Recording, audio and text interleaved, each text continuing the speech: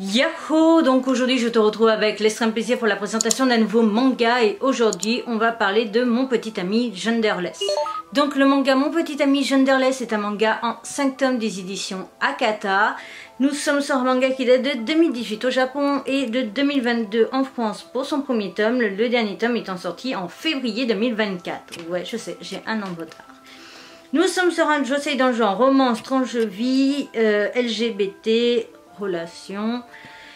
Et du coup nous sommes dans la catégorie large des éditions Akata pour un manga âge conseillé aux 14 ans et plus. On attaque avec mon avis sur la qualité du dessin. Je te dirais que la qualité du dessin est juste divine et ça c'est très agréable. Pour ce qui est du manga, ta seule présence suffit à mon bonheur. Wako travaille au sein d'une maison d'édition. Meguru est un homme genderless, star des réseaux sociaux. Tous les deux sont amoureux, mais leur quotidien ne ressemble pas à celui d'un couple conventionnel. Entre elle qui enchaîne les heures supplémentaires au travail et lui dont le principal intérêt est de se rendre mignon pour la femme qu'il aime, il déstabilise souvent son entourage, mais ensemble, ils sont heureux et c'est bien ça l'essentiel. Dans Mon Petit Ami Genderless, suivez le quotidien lumineux d'un couple particulièrement moderne sous le trait de Tameku. Laissez-vous attendrir par ce manga bourré d'énergie positive. Donc en fait on suit les aventures de Wako qui est donc la jeune fille et Meguru qui est donc le jeune homme. Meguru est donc un peu comme moi, est une personne qui ressemble à une fille sans en être une et donc c'est ça qui va plaire aux gens et donc au niveau même de ses travails différents parce qu'il y en a plusieurs, son taf va principalement découdre de son apparence de garçon très très beau et Wako elle est dans une maison d'édition et aussi où elle interviewe des gens, etc. Donc elle fait beaucoup d'heures supplémentaires et au final, si on joue vraiment sur les mots et sur les codes, on pourrait croire limite que Wako a donc le rôle de l'homme et en fait Meguru a plus le rôle de la femme, que ce soit dans leur relation, dans le travail, etc. Et c'est ça qui est plutôt intéressant justement de voir un couple assez moderne où finalement c'est monsieur qui va faire la cuisine, monsieur qui s'occupe de la maison, Wako qui ramène un peu plus peut-être d'argent, Wako qui fait des heures supplémentaires et aussi le fait que justement comme Meguru est une star sur les réseaux sociaux, il ne faut pas dire du coup qu'il est en couple. Wako, elle est tellement fan en fait de son chéri que elle est tout le temps en train d'avoir des paillettes dans les yeux, quoi qu'il fasse, quoi qu'il dise, etc. Alors ça peut être pénible au niveau du personnage au bout d'un certain temps, où on peut accepter et arriver à comprendre aussi ce personnage qui est complètement donc dingue de son petit ami. Et c'est tout cet univers là que l'on va suivre, ainsi que d'autres personnages assez dans l'univers justement LGBT, à voir aussi d'autres hommes avec une apparence dite féminine et c'est ça que j'ai apprécié et c'est ça aussi qui m'intéressait principalement dans ce manga. Personnellement, tu l'auras vu pendant l'intro, je ne t'ai pas montré le nombre de tomes que j'avais tout simplement pour ne pas montrer en fait réellement tout de suite que je n'avais pas accroché totalement à la série.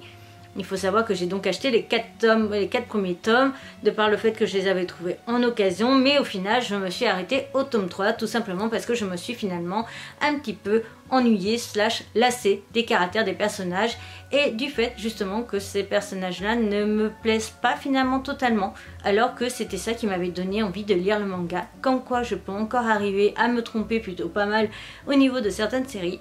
J'avoue aussi que cette fin d'année, je l'ai lu quand même en novembre, cette fin d'année j'ai été quand même plutôt j'ai été roulée enfin je me suis fait rouler dessus par un ou deux chars d'assaut, même 3 temps qu'on va dire, et donc du coup le mental n'était peut-être pas au moment pour lire cette œuvre, je ne saurais pas te dire, mais en tout cas je n'ai pas totalement accroché à l'ensemble de cet univers et donc j'ai tout simplement décroché.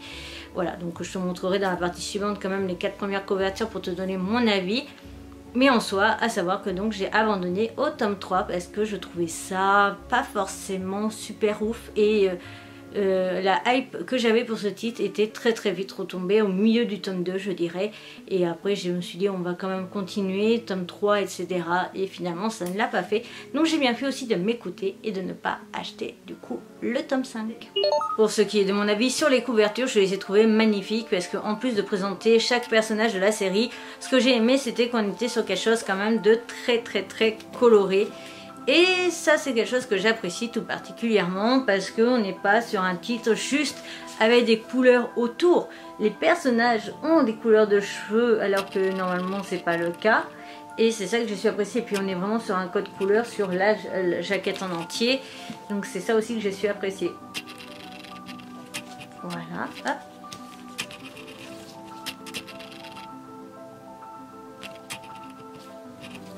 Et par exemple là aussi les cheveux tout colorés. Voilà. Donc ça c'est quelque chose que j'ai su apprécier. Après en ce qui concerne les jaquettes, voilà on avait juste, c'est bien ce qui me semblait, qu'on enlève on avait juste mon petit ami Genderless qui est dessus. Donc rien de très particulier. Une page d'entrée comme ça. Avec un sommaire assez basique. Pour ce qui est des pages entre chaque chapitre, il y en a mais pas tout le temps. Donc en voici une au moins pour que tu puisses voir à quel point il y a du travail quand il y en a. Sinon des fois ça continue tout simplement la série, c'est ce que j'étais en train de regarder pour les chapitres suivants.